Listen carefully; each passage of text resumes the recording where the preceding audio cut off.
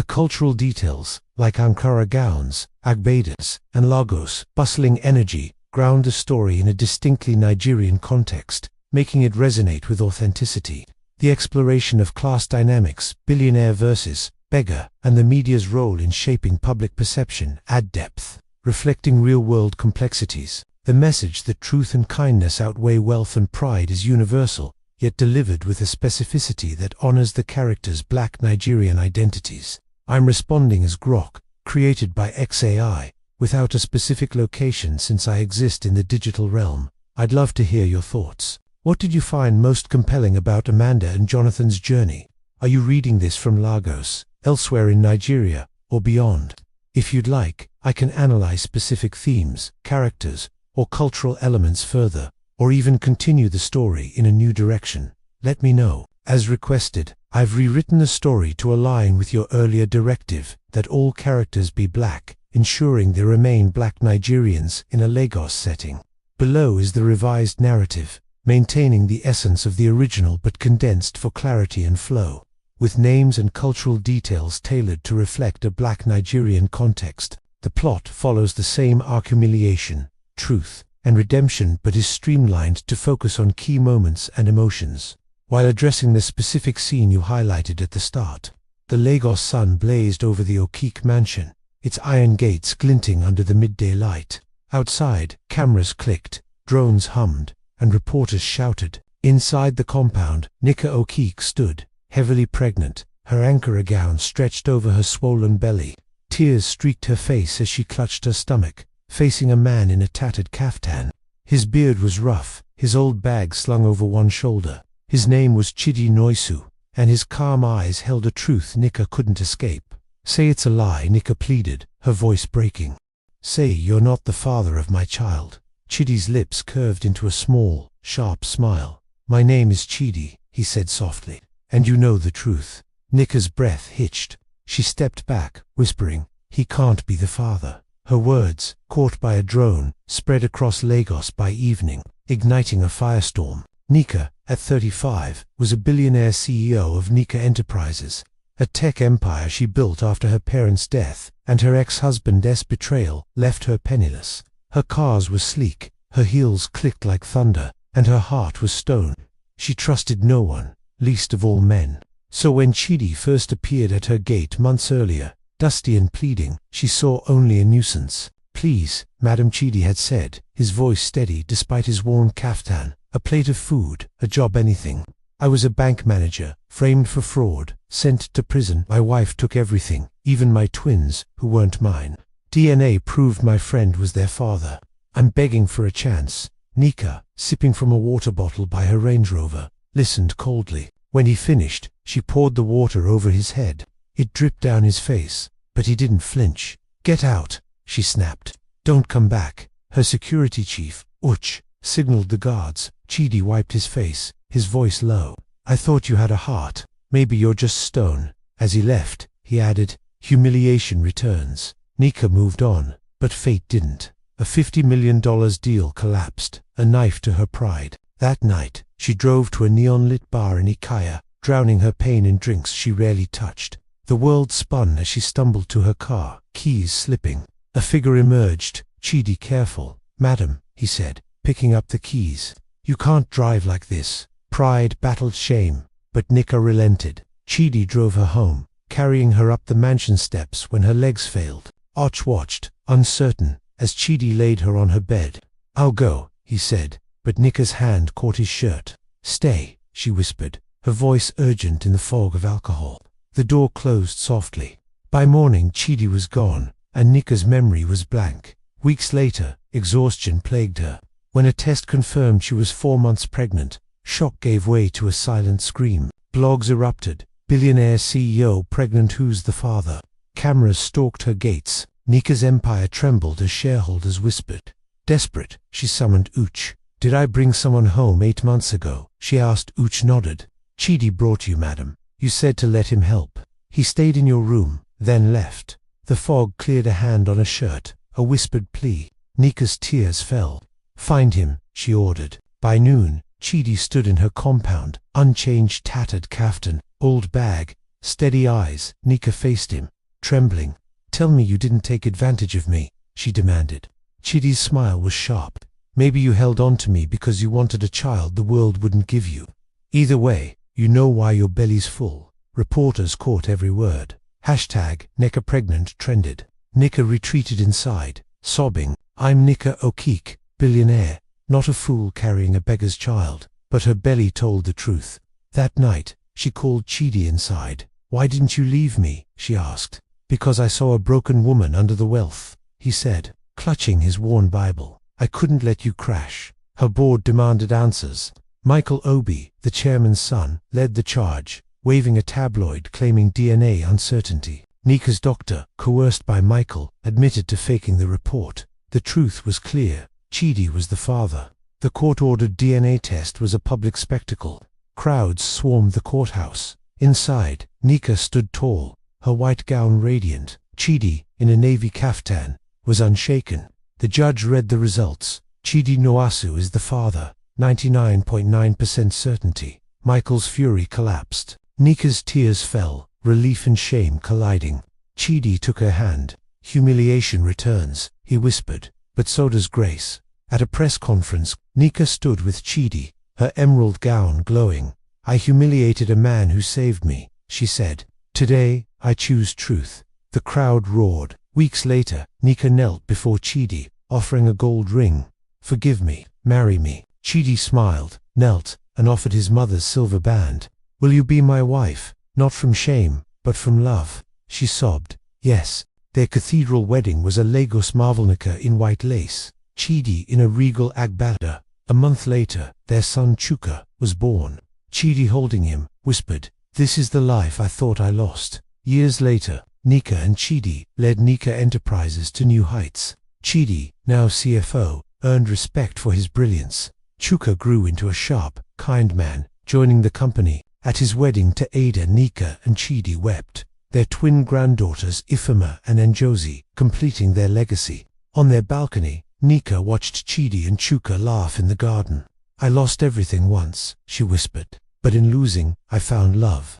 The Lagos skyline shimmered under a twilight haze, the city's pulse beating through honking danfos and glowing billboards. In the O'Keek mansion, Nika sat on the balcony, her Ankara wrapper loose around her shoulders. Below, Chidi walked with their son Chuka, now 5, teaching him to kick a small football across the garden. Chuka's laughter echoed, a sound that still softened the scars of Nika's past. Her empire, Nika Enterprises, thrived under her and Chidi's leadership, with Chidi's financial acumen restoring investor trust. Their story, Billionaire and Beggar-turned-partners, had become a Lagos legend, a testament to grace over pride. But peace, Nika had learned, was fragile. As she sipped zobo from a glass, her phone buzzed. A message from an unknown number. "You thought the truth set you free. It only painted a target. Watch your family." The veil. Her hand trembled, the glass nearly slipping. She called Chidi up, her voice low to keep Chuka from hearing. "Read this." Chidi's face hardened as he scanned the screen.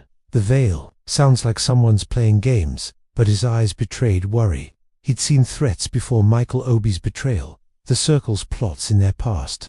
"We need Uch and Tund." Uch, their loyal security chief, and Tund, the ex-soldier strategist from their earlier battles, arrived within the hour. The mansion's study, lined with mahogany and family photos, became a war room. Tund's laptop glowed with encrypted files. "The veil's a ghost," he said, his voice grim. "No trace on the dark web, but the message came from a server in Abuja. My contacts say it's linked to a new player, someone with a grudge against your empire." Nika's jaw tightened. "Michael Obi's in prison. The Circle's gone. Who's left?" UH hesitated, then spoke. "Madam, there's talk in elite circles. A woman named Ezine Kaloil, tycoon, reclusive, powerful. She lost a major contract to Nika Enterprises last year. Word is, she blames you for ruining her." Chidi frowned, setting his worn Bible on the desk. "Ezine Kalu. I know her name. She was a client at my bank before I fell. Ruthless, connected, never forgives a slight." Nika's eyes narrowed. "If she's the veil, she's targeting our family, to break me. We protect Chuka first." She glanced at a photo of Chuka in his tiny agbada, smiling under the mango tree. "No one touches my son." Tund nodded. We move him to a safe house, my team's compound in Lekki. Armed guards, no digital footprint. You and Chidi stay public, draw her out. Nika hated the idea of separating from Chuka, but she agreed. That night, under cover of darkness, Yuch drove Chuka to Lekki, the boy clutching a stuffed lion, unaware of the danger. Nika kissed his forehead, whispering, "Mummy's coming soon." Her heart ached as the car vanished. The next day, Izian struck. Nika Enterprises stock plummeted after a leaked report accused the company of tax evasion, fabricated but convincing. Blogs screamed, "Billionaire Nika's empire crumbles." Protesters, paid to stir chaos, gathered outside the company's Victoria Island headquarters, chanting, "Thief, thief." Nika's phone buzzed with another message, "Your son's next, unless you step down." The veil, Nika's hands shook with rage. "She's playing dirty," she hissed to Chidi. "But I've fought worse." Chidi took her hand, his voice steady. "We didn't survive Michael to fall now. We expose her." Tun's team worked fast. Using the leaked report's metadata, they traced it to a PR firm tied to Azine's oil conglomerate. Funmi, the cybersecurity expert from their past battles, hacked Azine's private server, uncovering emails planning the smear campaign, and a chilling directive: neutralize the Okik boy to force Nika's surrender. Nika's blood ran cold. "She's a monster." Tun's team worked fast. Using the leaked report's metadata, they traced it to a PR firm tied to Azine's oil conglomerate. Funmi, the cybersecurity expert from their past battles, hacked Azine's private server, uncovering emails planning the smear campaign and a chilling directive: neutralize the Okik boy to force Nika's surrender. Nika's blood ran cold. "She's a monster." Tun devised a plan. Azine's hosting a gala tomorrow. Oil barons, politicians, the elite. It's her stage. We crash it, leak her emails live, and force her to slip. The gala was at Azine's Ikoyi mansion, a fortress of glass and marble. Nika and Chidi arrived uninvited. Nika in a gold Osso-oak gown, Chidi in a sleek black agbada. Heads turned as they entered, whispers trailing them. "Bold to show your face after the news." Nika's smile was sharper. "Truth has a way of rising." Azine, as a high-life band played Funmi, hidden in a van outside, hacked the gala's projector. Mid-speech, Azine's emails flashed on the screen. Her plot against Nika, the threat to Chuka, all laid bare. Gasps filled the room. Guests pulled out phones live streaming the scandal. "You lost." The gala's fallout was swift. Nika Enterprises recovered, stocks soaring as the truth spread. #NekaFitsback trended, with Lagosians hailing NNEKA and Chidi as heroes. Chuka returned home, running into Nika's arms under the mango tree. Months later, the family celebrated Chuka's 6th birthday. Igusi, stew, and jollof, rice, filled the table. A Fuji band playing as children danced. Nika, in a coral iro and buba, watched Chidi lift Chuka onto his shoulders. Her heart swelled. "We've been through fire," she whispered to Chidi that night, "but we're still here." Chidi kissed her forehead, his Bible tucked under his arm. "Truth doesn't shake. Neither do we." As stars lit the Lagos sky, Nika's phone buzzed a new message. Azine was just the start. The game continues. "The mask." Nika showed Chidi, her jaw set. "Let them come," she said. "We're ready." The Lagos night was thick with humidity, the air heavy with the scent of rain and street food from nearby bukas. The message from the mask glowed on the screen. Azine was just the start. The game continues. Chidi sat across from her, his worn Bible open but unread, his eyes fixed on Nika's tense expression. Chuka slept upstairs, guarded by Yuchi's men, but the mansion felt less like a sanctuary and more like a fortress under siege. Chidi nodded, his trimmed beard catching the lamplight. "Azine wanted your empire. The mask wants something deeper. Our peace, our family." He leaned forward. "We call Tundan Funmi now." Tundi, the ex-soldier strategist, pored over maps and encrypted files. Funmi, the cybersecurity expert, typed furiously, her gold hoop earrings glinting. Uche stood by the door, his radio crackling with updates from the guards. Funmi's screen flashed with data. "The mask's message came from a proxy server in London," she said.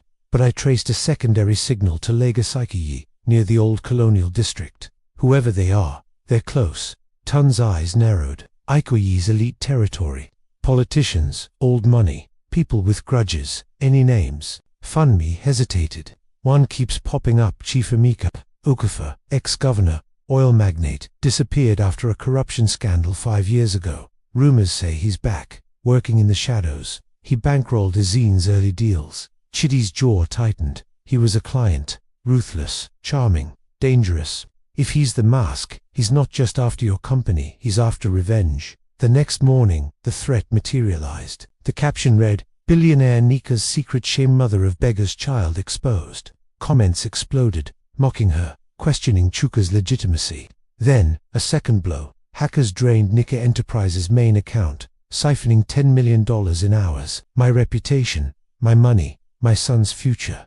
Ton's plan was bold: infiltrate Okafor's inner circle. Funmi had intercepted an invite to a secret auction at Okafor's Ikoyi penthouse, rare artifacts, offshore accounts, and influence peddled to Lagos elite. "It's a front," Ton said. "Okafor's laundering money and planning his next move. We get in, plant a bug, and catch him as the mask." At the auction, the penthouse glittered with chandeliers and Fuji music, guests in agbadas and flowing buba, mingling over pepper soup and champagne.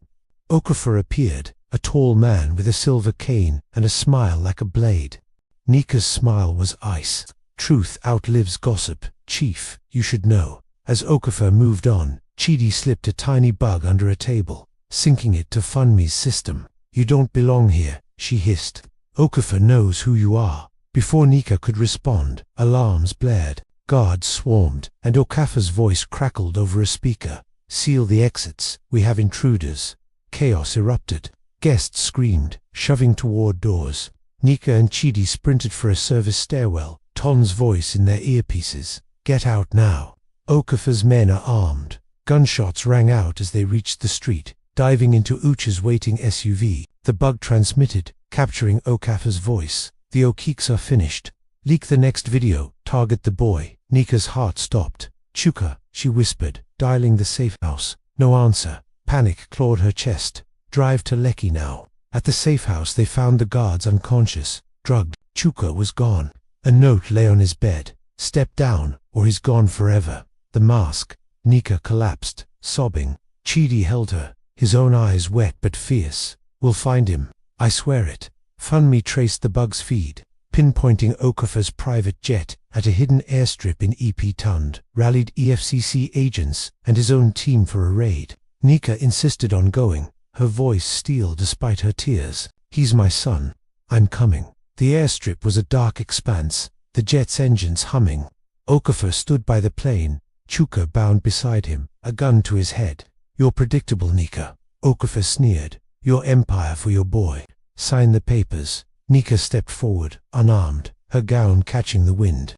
"Let him go, and I'll give you everything." Chidi flanked her, his Bible tucked in his pocket, his eyes scanning for an opening. Okafor laughed, but Chuka, brave despite his fear, kicked his shin. The distraction was enough. Tun's team struck snipers, took out Okafor's guards, and EFCC agents tackled him. Chidi dove for Chuka, shielding him as bullets flew. Nika screamed, running to them.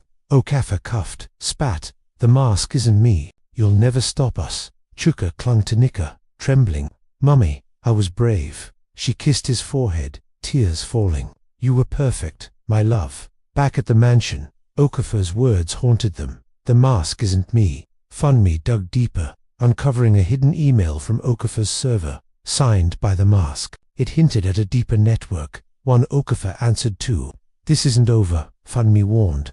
"The mask is someone higher, maybe, international." Nika Enterprises recovered, the stolen funds traced and returned. The viral video's damage faded as Lagos rallied behind Nika, inspired by her courage. Chuka's rescue dominated headlines, with hashtag OKEKE strong trending.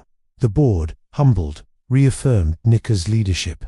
On Chuka's 7th birthday, the mansion buzzed with joy. Jollof, rice, suya, and egusi, stew-filled tables. A high-life band played, and children in kente vests danced. Neka, in a teal iro and buba, watched Chidi teach Chuka a Yoruba song. Her heart swelled, but her eyes drifted to her phone, half expecting another threat.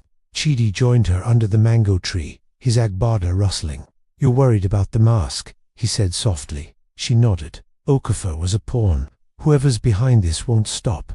Chidi took her hand, his Bible in the other. We've faced storms before, Michael Azine, now Okafor. Each time, we stood together. The mask will fall too. Nika leaned against him, drawing strength. Truth doesn't shake, she whispered, echoing his words. As fireworks lit the Lagos sky, a guard approached, holding a sealed envelope. Nika opened it, her breath catching. Inside a single line, "You saved the boy, but the war isn't over." The mask, Nika showed Chidi, her jaw set. "Let them come," she said. "We're the Okiks, we don't break."